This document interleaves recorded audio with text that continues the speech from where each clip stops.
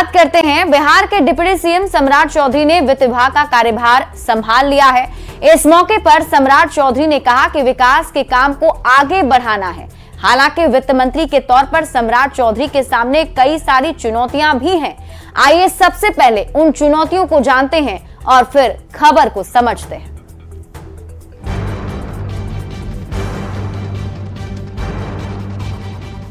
सम्राट चौधरी नीतीश कैबिनेट में नंबर 2 की हैसियत रखने वाले सम्राट चौधरी बिहार के डिप्टी सीएम तो हैं ही, साथ में उनके पास भारी भरकम वित्त विभाग की जिम्मेवारी भी है। मंगलवार को उप मुख्यमंत्री सम्राट चौधरी ने वित्त विभाग का पदभार ग्रहण किया। मुख्य सचिवालय में वित्त विभाग के अधिकारियों ने सम्राट चौधरी का स्वागत किया। इस दौरान डिप्टी सीएम ने कहा कि गरीब कल्याण योजनाओं को जमीन पर उतारना है। बजट सत्र के दौरान पेश होने वाले बजट के लिए भी सरकार ने पूरी तैयारी कर ली है।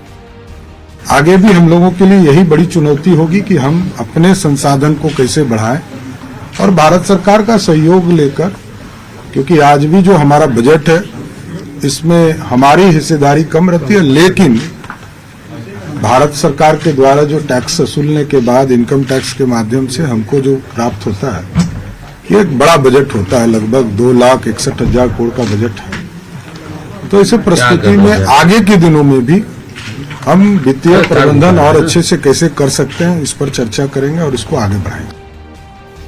सम्राट चौधरी ने वित्त विभाग की जिम्मेवारी तो संभाल ली, लेकिन उनके सामने कई तरह की चुनौतियां मुंह बाए खड़ी हैं।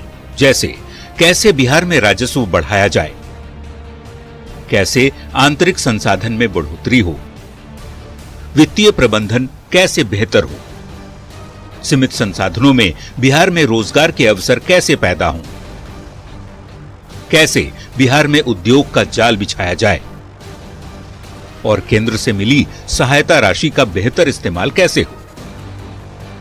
ये सारी चुनौतियां इसके पहले के वित्त मंत्रियों के सामने भी थीं, चाहे वो विजय चौधरी हों या सुशील मोदी।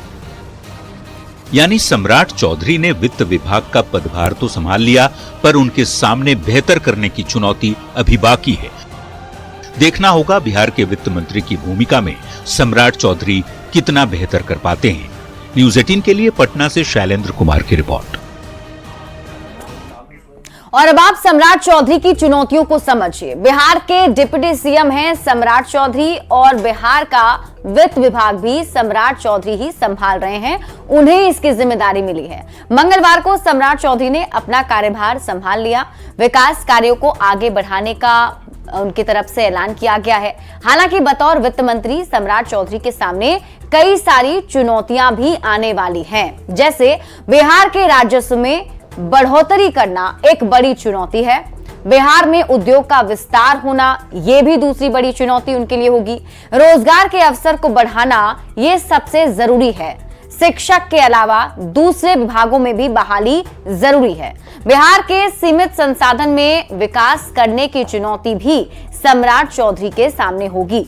हालांकि उनकी तरफ से कहा जा रहा है कि बिहार में विकास की रफ्तार तेज हो जाएगी।